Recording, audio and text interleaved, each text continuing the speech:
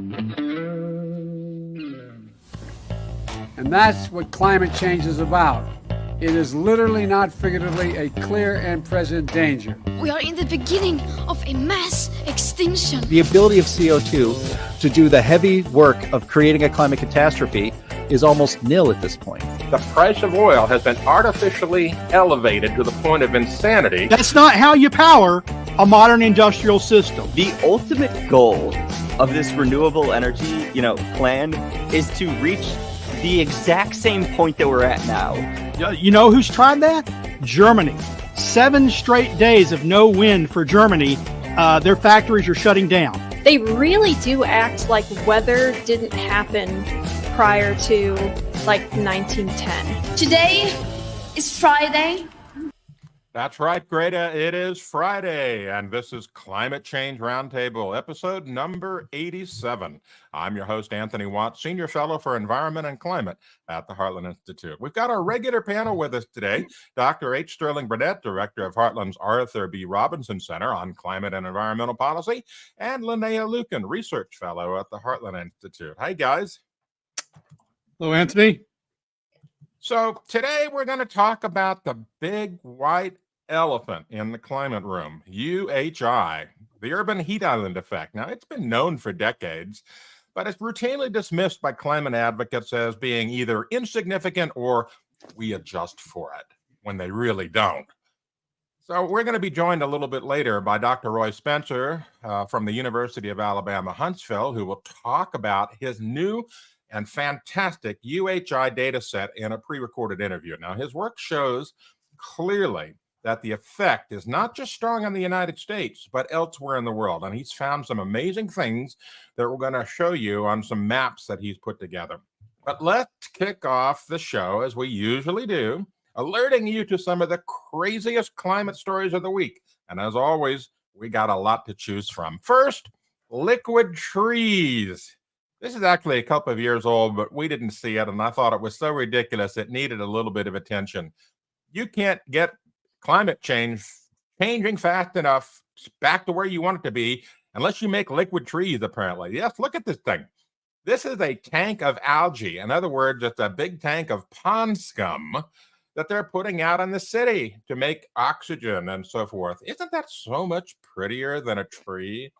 All right, Yeah. I got a lot to say about this one. One, we do this in the fish tank keeping hobby. What you do is you put a little bit of fish tank water into a empty container and you set it outside in the sun, and it grows a bunch of green algae, which is a little microscopic organism that floats around in the water column, and it is very good for fish fry and stuff. So we've been doing this for a long time. This is not new technology.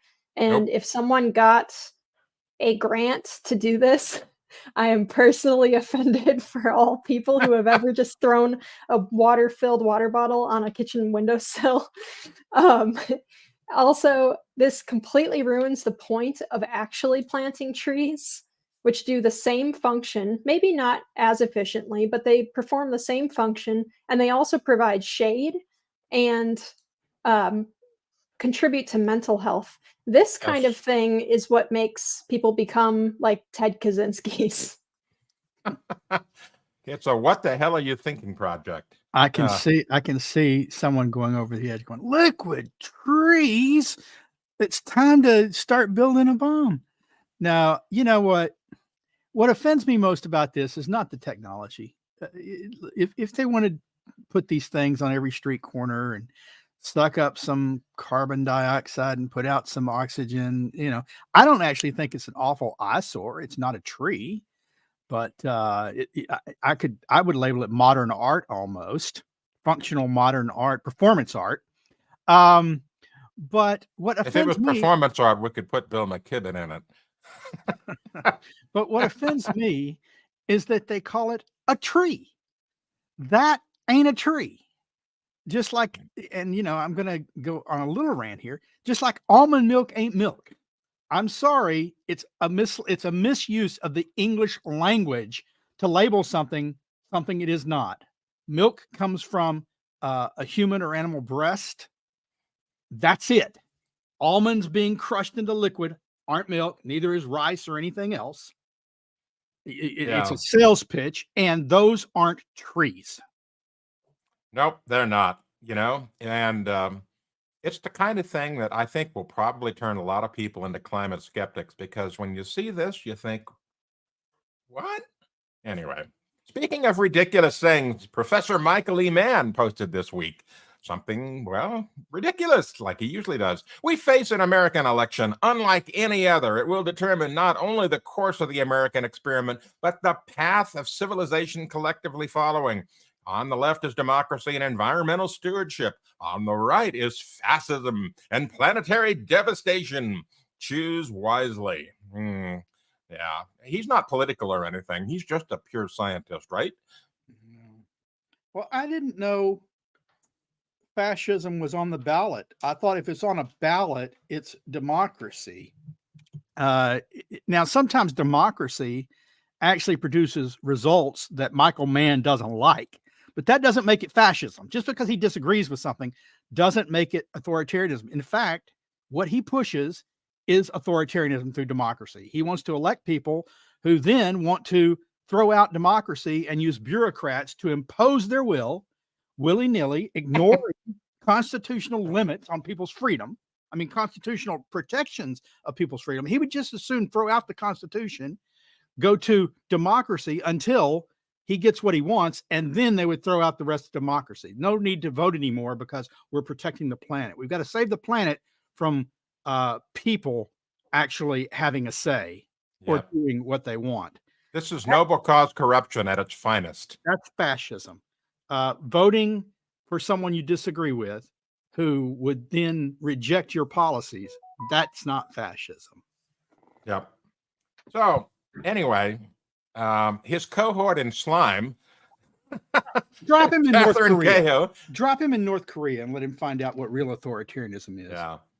Anyway, so this Dr. Matthew Wilecki, who's been on our show, who went from being, a straight and narrow geologist kind of guy at a university in I believe it was Alabama, decided he's done with being that, and he's become a climate skeptic, and he's now become very prominent on Twitter. But he points out that Professor Hayhoe talks about it by blocking all those who question her religion. The irony of that background of this picture is great. Well, yeah. Let's talk about it. But hey, you're blocked. But she doesn't even have any cognizance of what she writes, apparently, because a few years ago in 2018, I would never block anyone for disagreeing with me. Healthy disagreement is the foundation for compromise and forward momentum. And then down below, she points out, hey, Dennis, you're talking to someone I've already blocked for being dismissive. The irony meter broken. It's pegged and snapped off. Oh my goodness. She says she blocks him for abusive comments, things like that. But then she says she blocked this guy for being dismissive. So he dismissed her views. Evidently, that's abuse and awful. In the end, she doesn't want to talk about it. She's not willing to have an open exchange of ideas, which is what she says is necessary. So right, it's not just irony, it's very public hypocrisy. That it is. Okay, so now we're moving on to the electric fail bus. Oh, this is hilarious. There's this bus in San Francisco, fully electric, fully battery powered, loses its power going up the hill, and it rolls backwards and crashes into a row of cars. Here's a video to watch. It's pretty entertaining.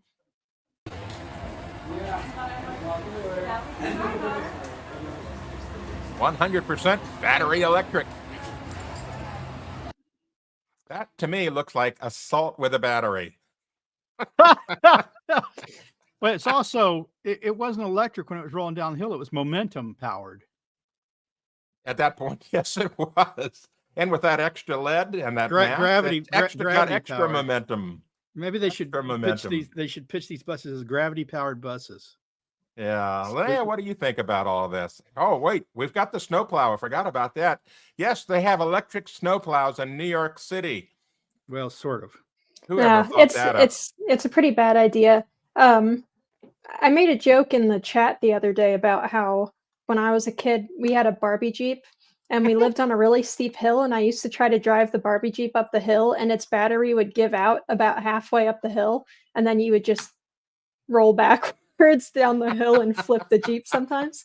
It was really fun, but I'm actually a little bit surprised that the technology hasn't advanced much beyond that for a full-size bus.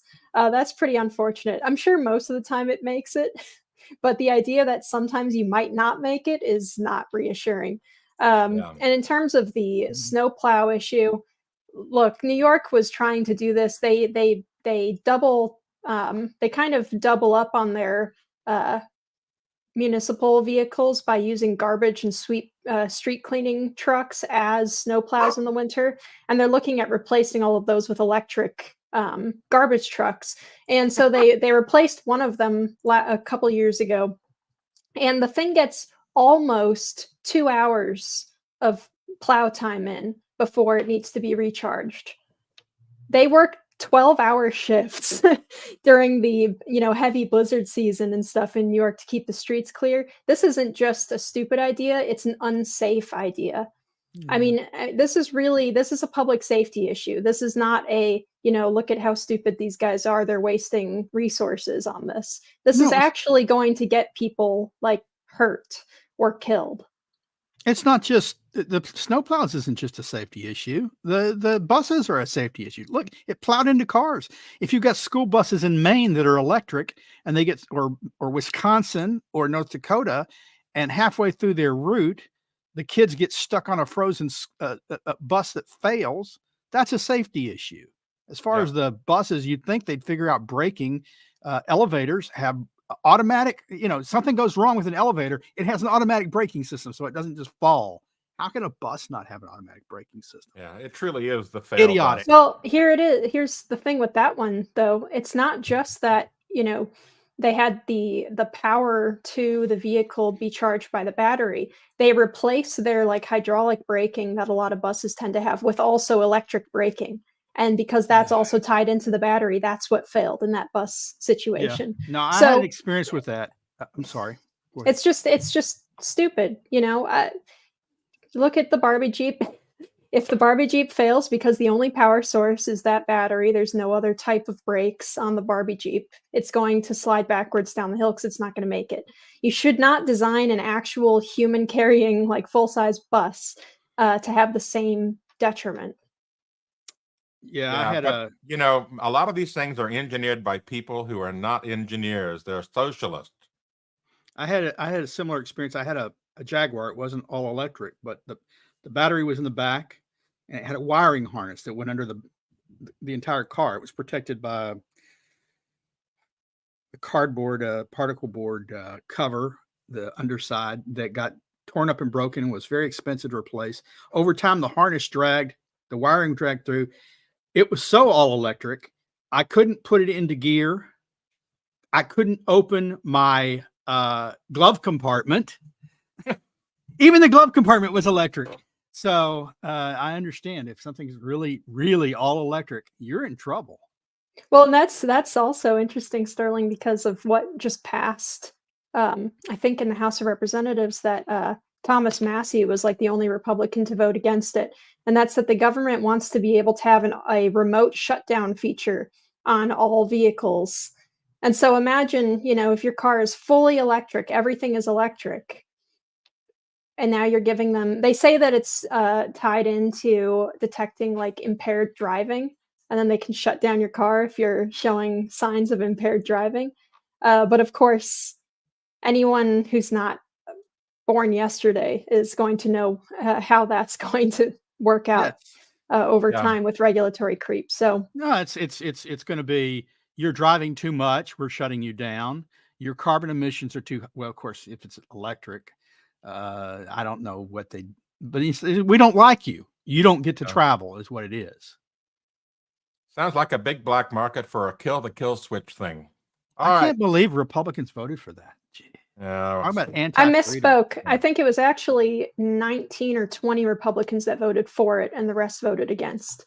But it's pretty shocking that any voted for it. All right, so let's move on. We've got a video clip here that is hilarious. So this is a parody video clip. I just want you to know ahead of time. this is something that Linnea requested that we review. So just watch and enjoy. Hey, it's Joe from Climate Change Rescue Services. You can call us. We get you dumbass unstuck. They stick themselves to like paintings, to like concrete, trees, anything that any kind of soft guy we might want to say. Yeah, pretty much contracted now. I'm full time. I was doing it as a hobby, really, because I just kind of love the business. But they fly me out all over the place, Germany, France. Most of the time, I just show up to France. There's already people that stuck to stuff. Like, it's a good business to get into. We come out here to Munich airport. We've got a couple of bozos over here. We got to cut them out. Most of the time, we can get in with chisels. We can chop these guys up, save most of the digits. Yo, drumstick doing that. Oh, shit! Come on. Walk it off, dude. You still got one digit. Satisfy the old lady with that, you know what I'm saying? It'll be all right, bro. Just shake it off. Shake it off. He'll be good. He'll be fine. 2 days, he'll be healed up. This guy, though, Hans, dude, you take it in like a chick. You just right off at the shoulder here. Cut off both these limbs, saves you. And you're doing great, dude. I don't want to touch it because it's still a little tender. Now, these two situations, they happen all the time, but I got another client back here. This does not happen every day, so let's go take a look. Okay, genetic horse. So Sven over here, he glued his schlong to the concrete, so it's a little abnormal. Most of the time it's hands, feet. This is a little peculiar because he's got his, his what's-it stuck there. I know about this, no. I didn't read the email, right?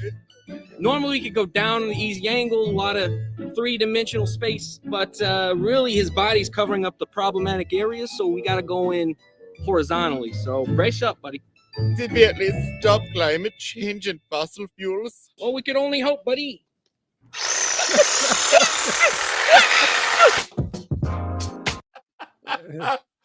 Oh, goodness. Oh, normal world. I like the last question. Didn't we at least stop climate change and save the future? Yeah. That's dedication, man. Yeah. Yes, it is. Anyhow, that's one of the most hilarious things I've seen, parroting these climate change protesters that like to glue themselves with stuff, Anyway, so, the left is really bonkers on climate change. They're just gone off the rails in these things. But now we've got something that's Linnea found the other day, and we published on What's Up with that. And climate bots are now apparently haunting the web. And you can see some climate bots there. They may look like a familiar figure in the climate wars. Anyway, this article points out that on Fox News, well, Linnea, I'll let you take it. This is your article. Sure. I was looking for stuff to cover for climate realism, and I was reading a Fox News article, and I scrolled down to the comment section because I hate myself and started reading the good old flame wars occurring down there. And I started to notice that a ton of the comments under there had the exact same structure. They were these nice, polite little comments where they would say, "My grandpa lives near this glacier and he noticed that it's melting. Now I understand why we need to do something about climate change," that kind of thing. And every single one of them had more or less the same structure. The names all had more or less the same structure: first name, last name, followed by a couple numbers, which if you're on Twitter, you know that tends to be an indicator that it's a bot account. Same thing here. And then I back searched these comments. I Googled the exact wording of these comments and found that they were also being posted to Reddit in different places. And so I realized that someone has made a ChatGPT bot and made a bunch of accounts, at least on Fox. I haven't found these comments on other websites yet.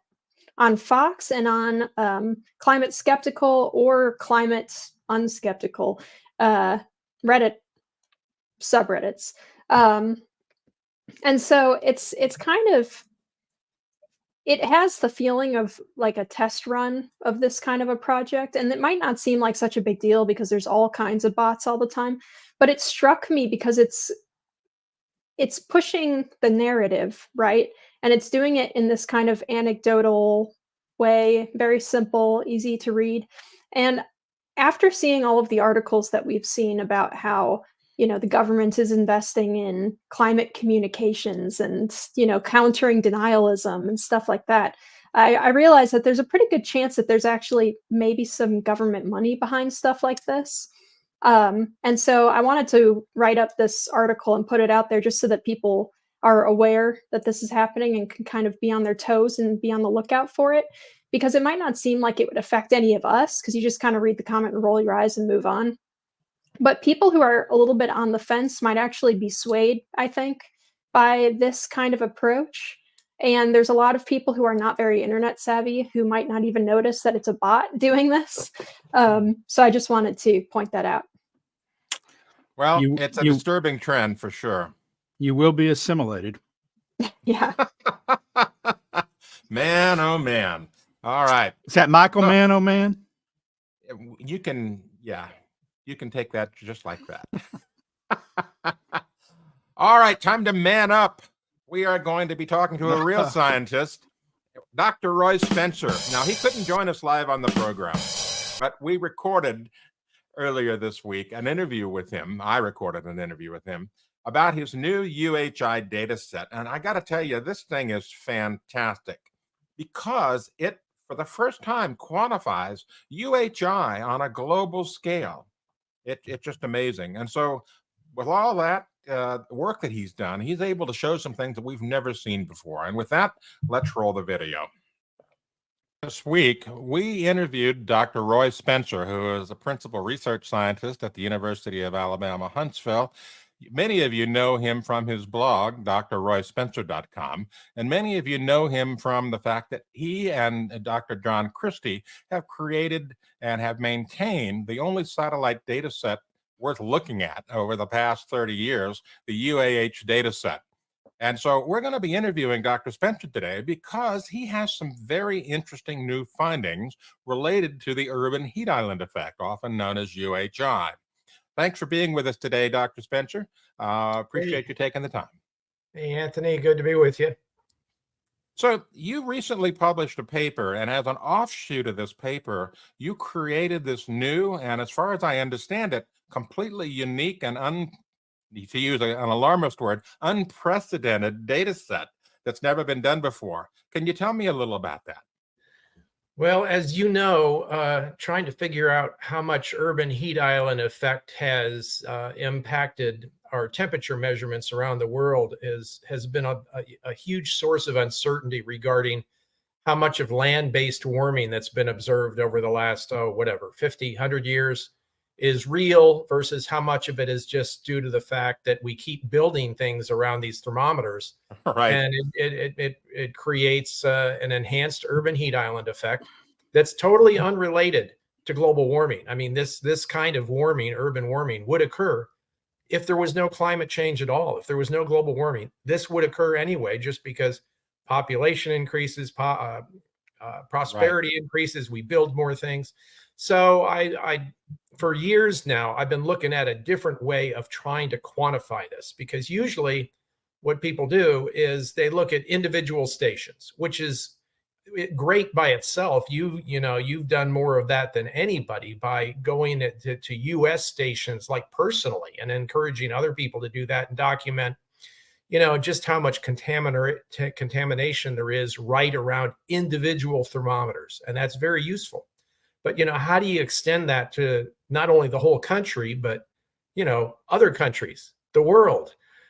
So that's where I started playing around with an idea of how we can take all of these millions of thermometer observations from around the world and quantitatively analyze them. And what I settled on was a technique where I look at all closely spaced station pairs, say within 100 kilometers of each other everywhere, every month for years going back to 1880. And in other words, every year since between 1880 and 2023, I quantified the difference between neighboring thermometer sites and this is the important part, related that temperature difference statistically to population density differences. And the reason why I'm using population density is because we now have global gridded data sets provided by the Europeans, which go back centuries of population density all around the world. So this gives us the opportunity to mashed together a whole bunch of data, millions of thermometer observations, and all of these estimates, high resolution estimates of population density back through the years, and try to figure out just how much warming is occurring as a function of population increase. So it would naturally follow that as population in a specific location increases and there's a thermometer there, the thermometer is going to get warmer because extra infrastructure is being built, waste energy is being expended, and so forth and so on. Is that an accurate statement? Yes, it is. And the new part of this is, if we take the simple example of an urban location, let's say you got 3 stations that are close to each other, within 100 kilometers of each other, say 50 kilometers. Let's say you got an urban station. On average, it's going to be warmer than a suburban station. That suburban station, in turn, is going to be warmer than a rural station. So that's like 2 classes of population density right there, okay? Urban to suburban, suburban to rural. Well, in the paper we're trying to get published, we split it up into 22 classes. In other words, we've got nearly wilderness compared to very rural, and then very rural compared to somewhat rural. And what's amazing is that when you've got millions of observations, you actually get a signal of just how much warming there is going from wilderness to very rural. And it turns out this isn't anything new. This is something that Dr. Oki, a pioneer in the urban heat island effect research back in 1973 published, is that warming occurs very rapidly when you start building anything. So even a lot of rural sites have excess warming from the urban heat island effect. And then as you add more and more infrastructure, as the city builds up, you get more and more warming, but by lesser and lesser amounts. And then when you get to inner city, it really doesn't matter if you add more population. It adds almost no warming. It's like the urban heat island effect is saturated. Well, we quantified this nonlinear relationship, and I built this. I decided to do this globally, and so I built like our version 1 beta data set where I use 6 categories of population density differences, and I look in 7 different latitude bands and in 4 different seasons all around the world, land areas. And then I built this data set that you see on the screen. This is just for April of 2023. We have a map like this for every month of every year going back to 1800. And are those maps publicly available to anyone? Yes, they are. Yeah, I've made them publicly available because I'd like people that analyze data to look at them and tell me, where the problems are and what they think of them, because this is my first cut at this. So anyway, it brings a thought to mind. I'm going to look for all of these and see if I can't make an animation of this through time. I bet the animation would be quite telling of this particular graphic over time. That would be great if somebody would do that. I don't want to do it. I understand. Well, we'll get on that, and we'll perhaps maybe show that at another time on another show, or maybe later in the show if we get it done. I want to remind our viewers that this is being pre-recorded earlier in the week because Dr. Spencer couldn't join us during our regular live broadcast.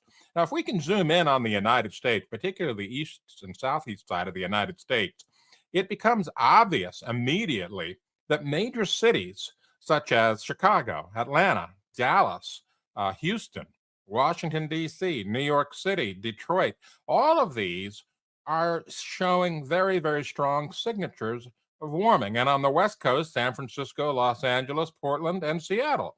Even Salt Lake City shows a significant amount, and as does Phoenix. And this is not surprising to anyone who's ever driven through a city, particularly at night, and they have a car thermometer. And if you're driving along and you're coming in from the outskirts, the temperature might read 85 degrees at the outskirts. And then when you get into the center of the city, it might jump up to 90. And so what's happening, as I understand it from my own investigation and reading your paper, is that the solar radiation that's coming in during the day is heating up all that infrastructure, the asphalt, the concrete, and so forth and so on. And then it's getting released at night. That energy is radiating into the air at night as long-wave infrared radiation. and that warms the air, and that, of course, brings the temperature up because the nighttime temperature, the low, and the daytime temperature, the high, are averaged together to create the average signal, which is used to measure climate change. So if the low gets warmer, it naturally follows that the average is going to get warmer. Is that right? Right. Yeah. Yeah. That's mostly what's going on. It's complex, the issue of what causes the urban heat island effect. What you said is basically right.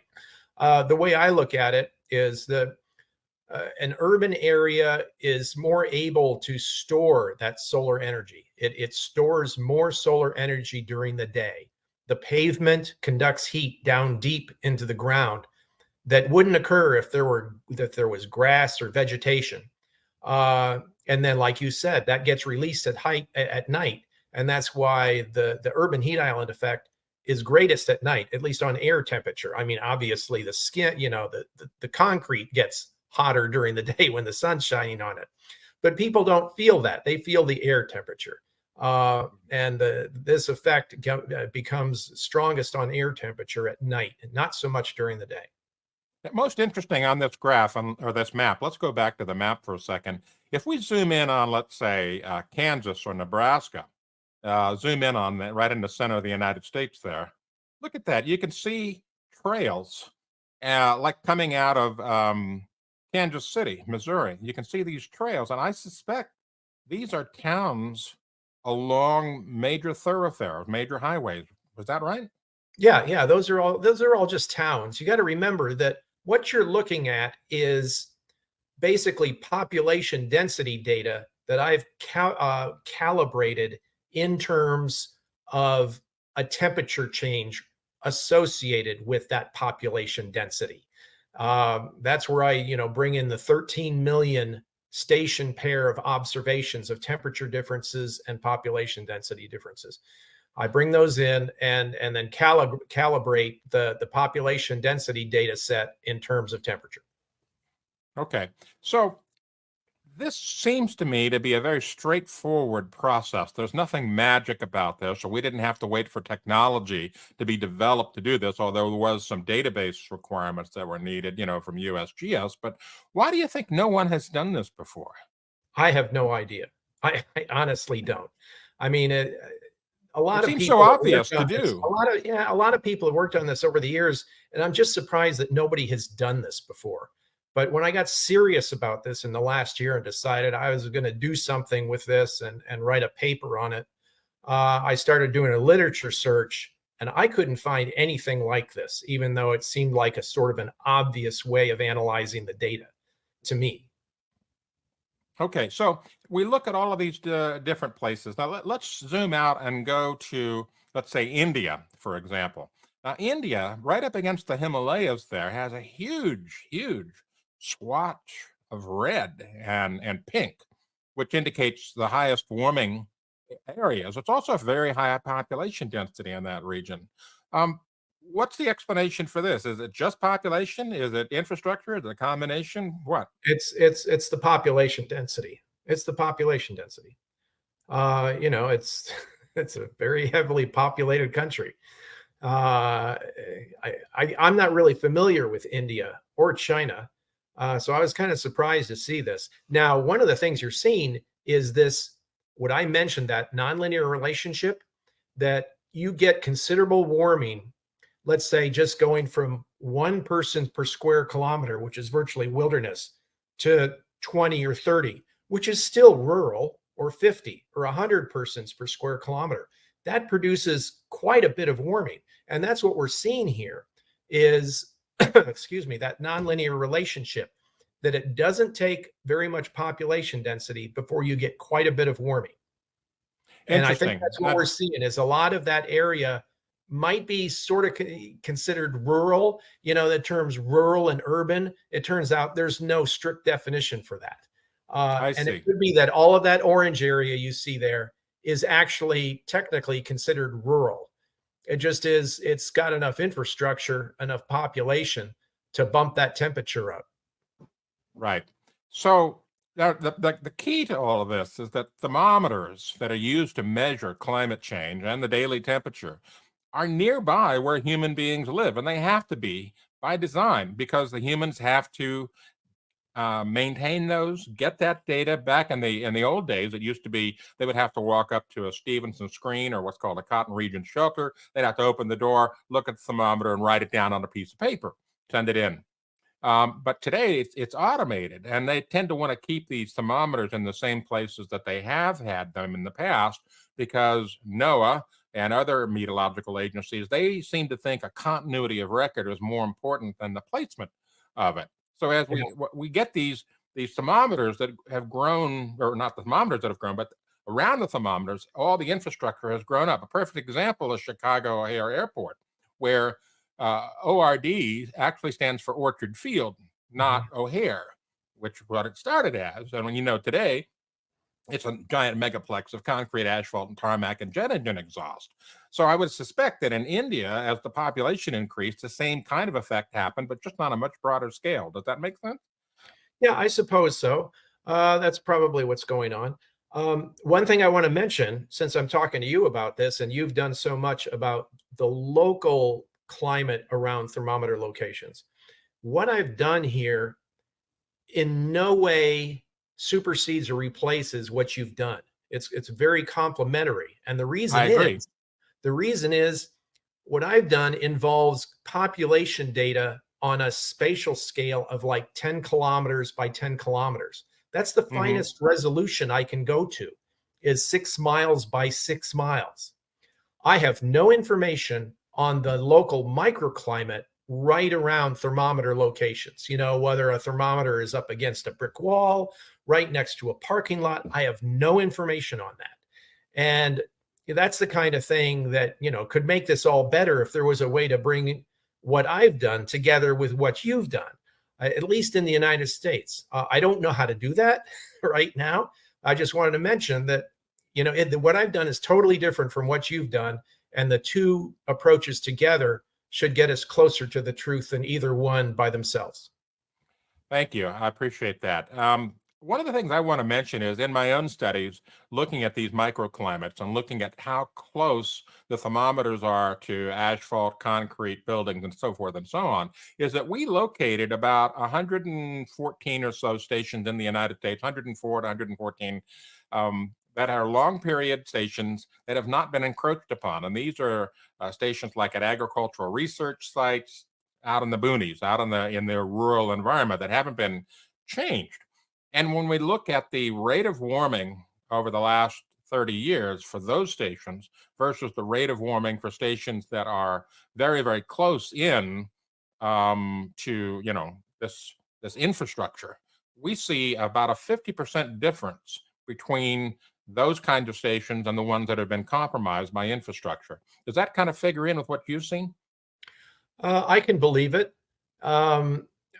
The way you're doing it is very different from the way I've done it. And I'm not claiming that the way I've done it is better. I'm only getting about a 20% effect. And then that could be just a limitation of the way I'm doing it. The way you're doing it, I think would be the perfect preferable way of handling the urban heat island contamination problem. If we're looking for climate trends, Anthony, what you've done with rural stations, I think would be the preferred way of handling the issue of whether urbanization has affected land-based temperature trends, is you just throw away the urban stations and only use rural ones. Obviously, you've got to find enough rural ones, you know, distributed evenly enough over the area you want to measure, let's say the United States or some other country, to do that. But I think that is the best way to do it. And what NOAA does, I think, is the wrong way to do it. They throw all the data together from cities, and they do complicated statistical adjustments to try to, they say homogenize, through all this. I think it's not a good idea to take lousy data and throw it in with good data and expect to get something out of the analysis that's better than the good data alone. I don't think that's the way you should do it. Yeah, if you take it all and mix it together, blend it all together in a blender, you end up with a hot mess. Right, and we've now got a few papers that have been finally published in the peer review literature by Katata and the Connollys and Willie Soon and a bunch of other people showing basically pretty good evidence that their homogenization technique does some crazy stuff to the data that isn't good. Yeah. So going back to what I have done, I have a map here that shows different trends for the United States, showing the perturbed, what we call the stations that have been encroached upon by infrastructure versus the non-perturbed stations. And this is following a premise put together by Michael Leroy of Météo France, who published a paper in 2010, where he quantified not only distance of the thermometer from those sorts of effects, but also the amount of square footage of artificial surfaces in the view shed of the thermometer. And what we found is that if we look at the official record for all 1,218 NOAA USHCN stations, we get a trend of 0.324 degree per decade. But if we look at just the stations that are class 1 and 2, the ones that have not been encroached upon, the ones that are not affected by urbanization and infrastructure, we get 0.204. And this holds no matter how we slice it. And so looking at your data, I see the same thing, even though we've had different approaches going down different paths.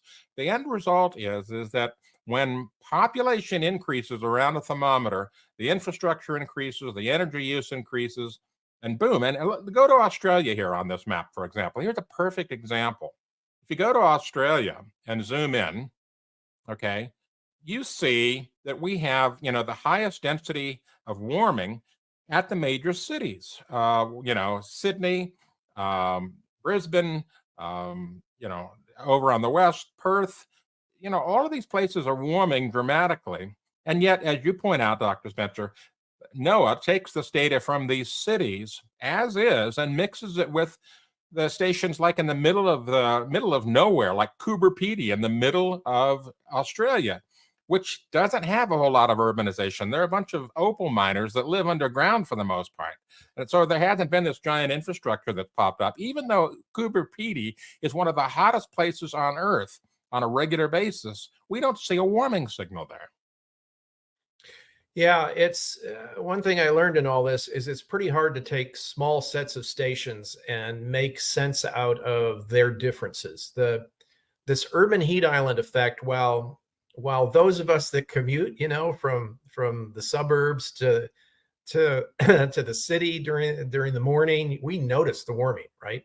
I mean, it's pretty obvious. You would think that this is a very clean thing to analyze, but when you look at the data from all of these thousands of stations and look at neighboring stations, there's a lot more going on than just the urban heat island effect, which makes it really difficult. And maybe this is why this hasn't been done before, is the urban heat island effect is buried in with all kinds of other things that also contribute to the temperature difference between two stations that are, say, only 20 miles apart. There might be a pond nearby. There might be a park. One might be, at 800-foot elevation difference than the other one. There's all of these things mixed in together, leads to a lot of noise. And what we do is we beat down the noise with tens or even hundreds of thousands of observations. Right. And as Dr. Judith Curry points out, climate is a wicked problem. And it appears that UHI is just as wicked. It's got all these confounding factors, that are mixed in, trying to figure out, well, what is the real signal? What are we really looking at here with temperature over the last 100 years? And it's very difficult to disentangle all these different pieces. So if you could summarize this real quickly, what would you say to people who want to look at this for the first time? Oh, look at it for the first time. Well, I don't know. We've got a data set if people like to analyze data. I'm just hoping that maybe this will spur people, including the people at NOAA that put these huge temperature data sets together. Because they've done a wonderful job of gathering. It's a lot of work, gathering all of this data from all around the world and doing quality control and all of that. It's that final step of how do you adjust the data? How do you analyze the data? I'm just hoping that this will open up, along with those homogenization studies that have been done recently, saying that their current homogenization techniques probably aren't good enough. will spur other research. I'm sort of out there asking the question and encouraging people to start looking at this more closely. Great, thank you. For those of you that want to look at this data yourself, you can go to drroyspencer.com and look for his 2 blog posts on this showing examples as well as the data set itself. It is open to the public. You can download this, analyze it yourself, and come to your own conclusions. And I hope you do that. And I hope any scientist that might be watching this would take interest in this and do their own expert independent analysis to verify what Dr. Spencer has found. Thank you for joining us today. We appreciate it. I'm sure there'll be lots of comments that people have about it, and we'll forward any good questions to you. Thanks for being with us. Bye-bye. Thank you, Anthony. And there you have it.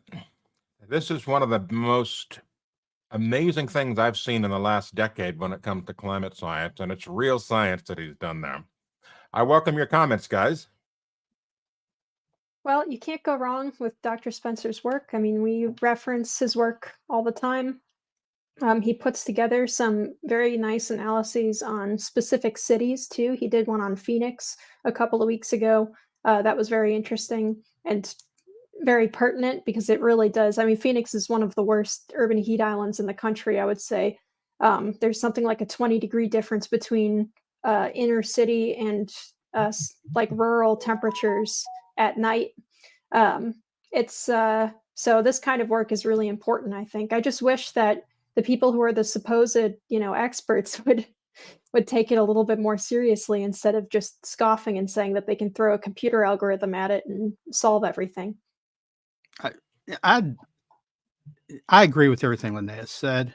I wish people like BT Anthony would actually look at studies as opposed to saying, well, it's been debunked. Well, you know what? No one's debunked this recent study because no one's examined it yet. It's just new out. Tell me you've debunked that.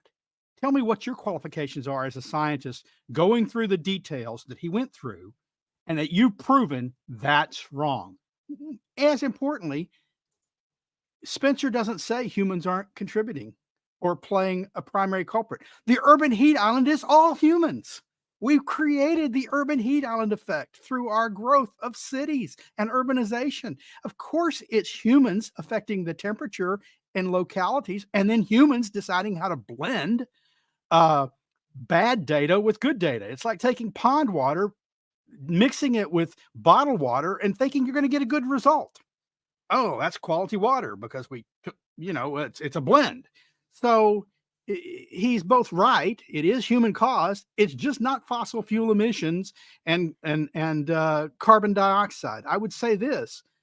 We constantly talk, Anthony, you constantly talk about the urban heat island effect as the nighttime, the slow release overnight of the infrared. But your own research, the very detailed look at different temperature stations show it's not just nighttime where the bias is. If you have a thermometer next to a brick building in a parking lot during the heat of the day, that's registering more heat than it would be if it were 150 yards away from any artificial source. So it's even hotting up during the day. If you have a thermometer stationed next to diesel exhaust constantly because they're at a truck transport station, a garbage truck in a municipality, or next to an air conditioning vent, that's artificial heat that's registering in the daytime temperature. So it's nighttime heat, but it's also artificial daytime heat. It is. And waste heat is also a factor in all of this.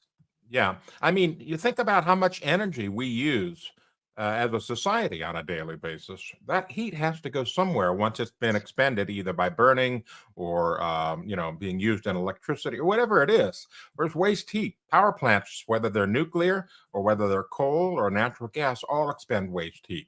And then when you use the result of the power plant, that becomes waste heat.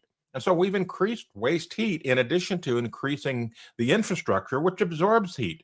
And so this is all human caused.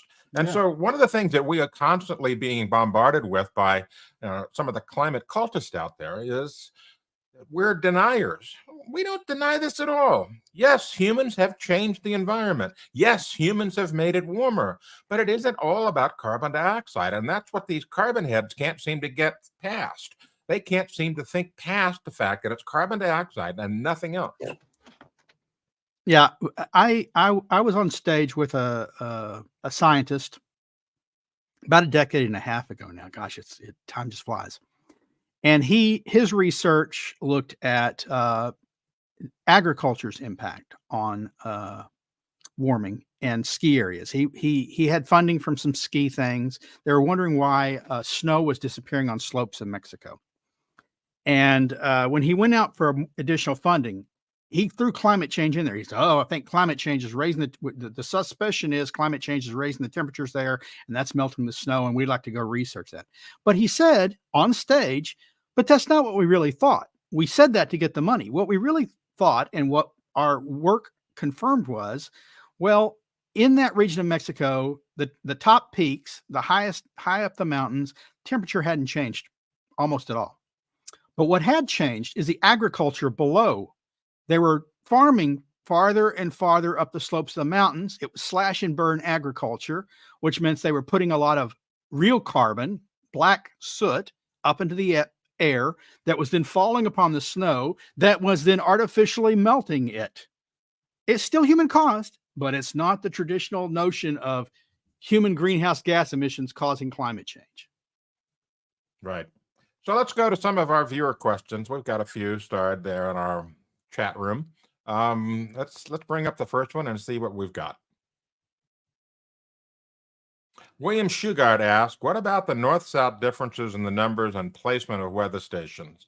Well, that's already handled in the way that the data is analyzed. What you look for is the anomaly, and that is what, the anomaly is based on the location and the data history of that station. So that's handled. But yeah, just because it's cooler in the north and warmer in the south doesn't mean there's a trend, at the cooler in the north or not. And as Dr. Spencer points out, it's really difficult to analyze this stuff because there's a lot of noise involved. There's differences in elevation, difference in latitude, difference in urban versus rural, all this stuff. And so it's really difficult. And I will add to what he said, where Dr. Spencer said that NOAA does a lot of work to put all this together. And we're not necessarily bashing NOAA, saying that they're not doing good work. It's just that the work that they're doing isn't necessarily precise, because we believe that they are missing things. And that's what we've talked about today.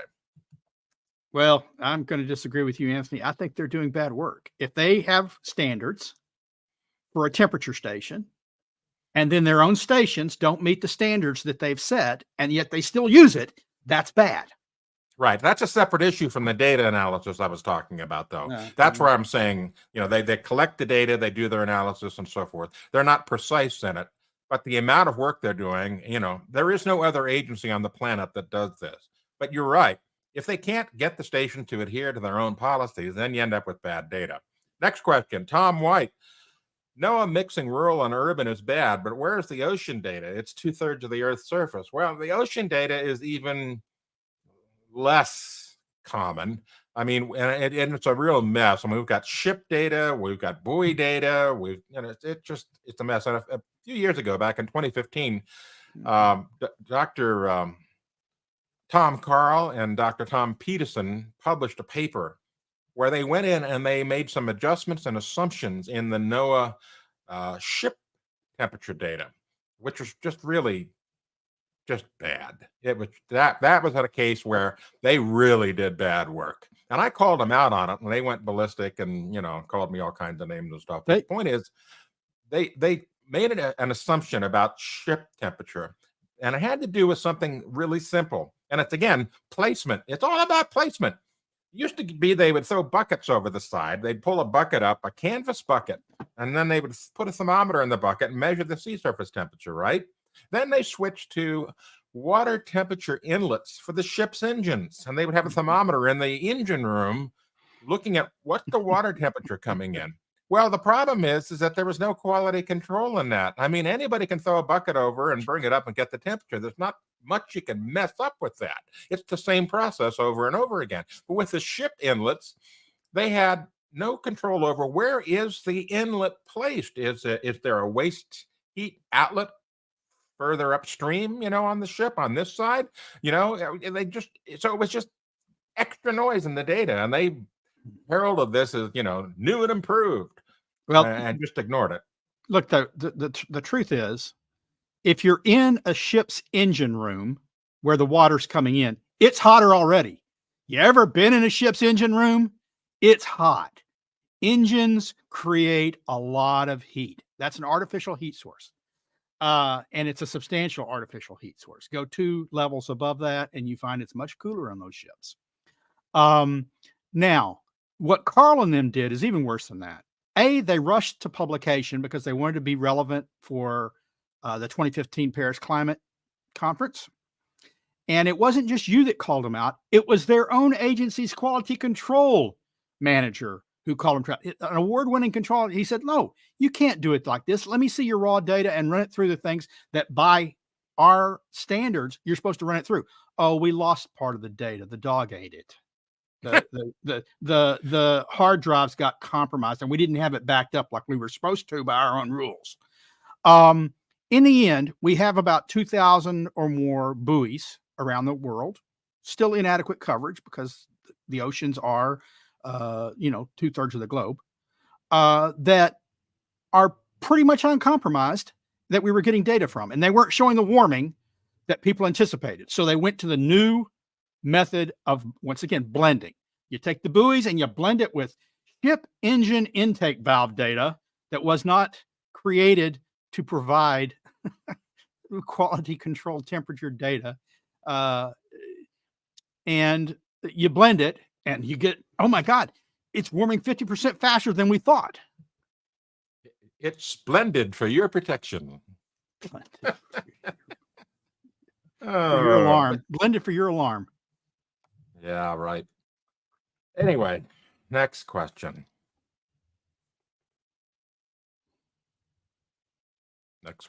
Engineer guy, any numbers on the square footage of concrete asphalt increased decline at free range? I didn't quite get that. Bring that back. I need to see that again. Increased decline at free range. I don't know what that is. Anybody have any idea what he's talking about there? Can you blow it up? I can't even read the question on my screen. There might be a typo or something in it. Concrete asphalt increased decline at free range plantanas. Oh, yes. He's talking about free range thermometers. That's right. Free range thermometers are the new rage of the left. Okay. I'm not sure what a free range thermometer is. It's not in an enclosed space with a lot of chickens and things. Sure what that question means. Well, you Anthony, you indicated you've heard of it. What are they talking about? What the hell are they talking about? That was a joke. He was being sarcastic. Oh, okay. Yeah. Okay. Is Goats coming out soon, Anthony? Yes, it is. This hasn't been widely announced because it's been a project I've been working on now for several months, but I have developed a weather station that is equivalent to the United States Climate Reference Network. Triple redundant thermometers, quality control, fantastic instrumentation, and affordable and repeatable and easy to make, and doesn't require a government grant. And we're going to be talking about that on this program not too long from now. I've spent the last several months working out bugs, and yes, there's all kinds of bugs with new technology. I mean, right now I'm dealing with a new bug that just popped up this week with cold. We got a loose battery connector in one of our test systems. And I've put a few test systems out here in the West, and I'm going to have a surprise announcement not too long from now about one very, very special placement that I'm sure is going to drive a lot of alarmists berserk when they hear about it. But that's what we do here. We take these things and then we factually impale these folks with data. So yeah, it's coming out. Look for an announcement. Just patience, please, because good science should not be rushed. Instead of Vlad the Impaler, it'll be Watts the Impaler. Zachary Visionoff writes, how about passing a new law requiring feds and cities and counties all across the United States to disclose exactly how much has been spent since 1995 on all this climate-friendly regions BS, including the cost of the elite stupid conferences those folks all fly to? Well, you know, that sounds like an excellent idea. Unfortunately, it makes too much sense. Yeah. You can't get politicians to do that. The next time a politician says something about transparency and we're the most transparent administration, bring this up and say, okay, be transparent. Right, exactly. Yeah. Anyway, so there's the music. We've hit our climate data set. time limit. How much is spent on food for hungry children? Sterling, you cut out for about half of it, so that it cut back in at the very end. That's kind of funny. But you're probably right. I agree. Yeah. Anyway, so that's it for us today. Thanks for joining us on the program. I want to extend my thanks again to Dr. Roy Spencer for not only his work, but for agreeing to appear on our program. And thanks to you, Linnea, and thanks to you, Sterling, for your expert commentary. And thanks to our viewers for their questions and so forth. Remember, we have websites that debunk these things on a daily basis, climaterealism.com. And for factual debunking, climateataglance.com. We just put up a new one just this week on Arctic sea ice. Go check it out, climateataglance.com. And Linnea has a fantastic website on energy called energyataglance.com. And Sterling publishes a once a week energy roundup and climate and energy news roundup that you can subscribe to on the Heartland website. So go check that out as well. Anyway, thanks to everybody for joining us today. I'm hoping that you have a great Friday and a fantastic weekend. I'm Anthony Watts, Senior Fellow for the Environment and Climate, or something like that, at the Heartland Institute. Wishing you goodbye.